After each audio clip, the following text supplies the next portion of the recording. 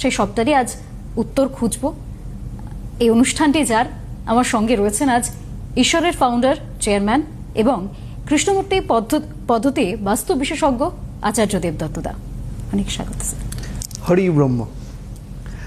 আজকে এই কথাটা শুনতে শুনতে আমার মনে পড়ছিল একটা ঘটনার কথা। আজ থেকে 5,500 বছর আগে কুরুক্ষেত্রে যুদ্ধ করতে গিয়ে যুদ্ধক্ষেত্রে ভারতবর্ষের অন্যতম মহান বীর যাকে বলা হয়, তারও হাত থেকে অস্ত্র পড়ে গেছিল। তিনি বলছিলেন, আমি সামনে যার সাথে যুদ্ধ করব, আমার গুরু দাঁড়িয়ে আছে, আমার আত্মীয় দাঁড়িয়ে আছে, আমার বন্ধু দাঁড়িয়ে আছে, আমার সখা দাঁড়িয়ে আছে। আমি যুদ্ধ করলে আমি যুদ্ধ করব কার বিরুদ্ধে? আমি এদের বিরুদ্ধে যুদ্ধ করব। আমি যদি যুদ্ধ করিও, আমি যদি যুদ্ধতে জিতিও, তাহলে আমি জিতে কি করব? এরা তো থাকবে না। আমি তো কাদের মারছি? আমি এদের মারছি।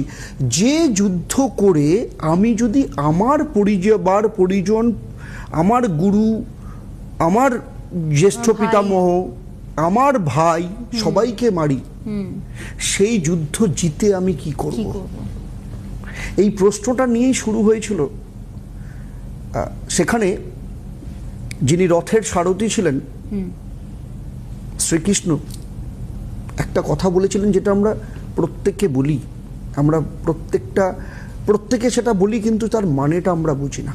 আচ্ছা, কর্মণে বাদি কারস্তে মা ফলেষু কদাচন। আমরা কি বলি? আমরা ব্যাখ্যা করি, কাজ করে যাও, ফলের আশা করো না। যে চাষি চাষ করে, সে তো 3 মাস 4 মাস ধরে চাষটা করার পর তারপর তো সে আশা করে যে আমার ফলটা আসবে। যে আখ চাষ করে, সে 8 মাস 9 মাস ধরে অপেক্ষা করে থাকে, তারপরে ফলটা আসবে। ফলের আশা সবার করবে, কিন্তু বিষয়টা সেটা নয়। ব্যাপারটা হচ্ছে কর্মে তোমার অধিকার, ফলে নয়।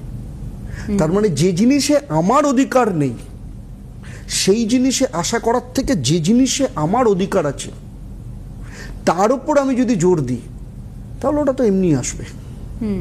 এইখানে মানুষের শান্তির অভাব ঘটে, মানুষের শান্তির বিঘ্নটা ঘটে এইখানে। তার কারণ একটা কথা আমি বারবার বলি, রুট যদি ঠিক না হয় তাহলে ফ্রুট আসবে না।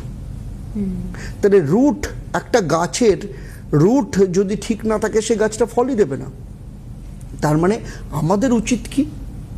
আমাদের উচিত ফলের দিকে না তাকানো, আমাদের উচিত রুটটাকে ঠিক করা। রুট কোনখানটায় রয়েছে, কোথায় কি সমস্যা আছে, সেই জায়গাটাকে ঠিক করা। যতক্ষণ না সেই জায়গাটা ঠিক করব না, ততক্ষণ পর্যন্ত হবে না। এটাকেই বলে স্কিল ডেভেলপমেন্ট। এই যে স্কিল ডেভেলপমেন্টের জায়গায় আমরা পৌঁছতে পারি না। সম্প্রতিকালে ইন্ডিয়া ফাইনালে জিতলো T20 ওয়ার্ল্ড কাপ, এবং এই T20 ওয়ার্ল্ড কাপ কিন্তু চোখে আঙ্গুল দিয়ে দেখিয়ে দিয়েছে যে রুটটাকে ঠিক করলে ফ্রুট এমনিতেই আসবে। তো ভীষণ ইম্পর্টেন্ট, এটা রুটটা ঠিক করতে হবে।